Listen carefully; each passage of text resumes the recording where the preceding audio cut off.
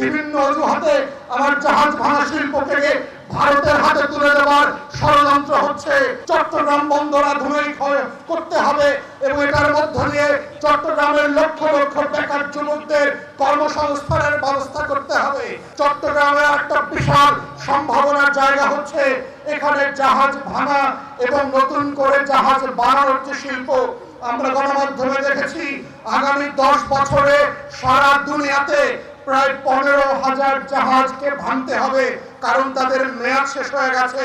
কিন্তু বাংলাদেশ সরকারের পরিবেশের অজুহাত দিয়ে বিভিন্ন আমলাতান্ত্রিক জটিলতার কারণে সেই জাহাজ ভাঙা শিল্প আজ মরতে বসেছে।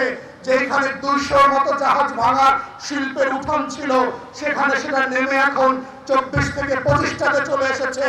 বিভিন্ন অজুহাতে আমার জাহাজ ভাঙা শিল্পকে ভারতের হাতে তুলে দেওয়ার ষড়যন্ত্র হচ্ছে। আমরা সতর্ক করে বলছি যে এই দিল্লির গোলামিকে আমরা কবর দিয়েছি। 2024-এ আর কোন পিছনের দরজা দিয়া সেই দিল্লি বাংলাদেশে আর আসবে না। বাংলাদেশের সম্পদ, বাংলাদেশের শিল্প শুধুমাত্র বাংলাদেশিদের জন্য ব্যবহার করতে হবে।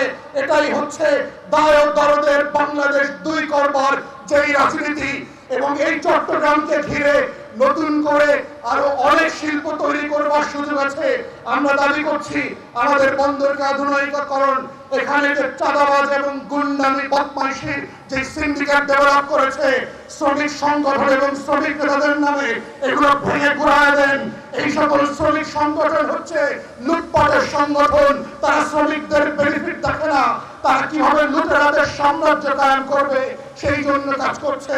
তাই চট্টগ্রামকে যদি সত্যিকারে আমাদের অর্থনীতির রাজধানী বানাতে হয়, যদি চট্টগ্রামকে সত্যি বাংলাদেশের অর্থনীতির কেন্দ্রবিন্দুতে পরিণত করতে হয়, এই চট্টগ্রামকে ঢেলে সাজিয়ে নতুন করে বাংলাদেশ 2 গড়বার যে ভিত্তিমূল, সেই ভিত্তিমূলের রাজনীতির লক্ষ্য হচ্ছে সেবা এবং সমস্যা সমাধানের রাজনীতি।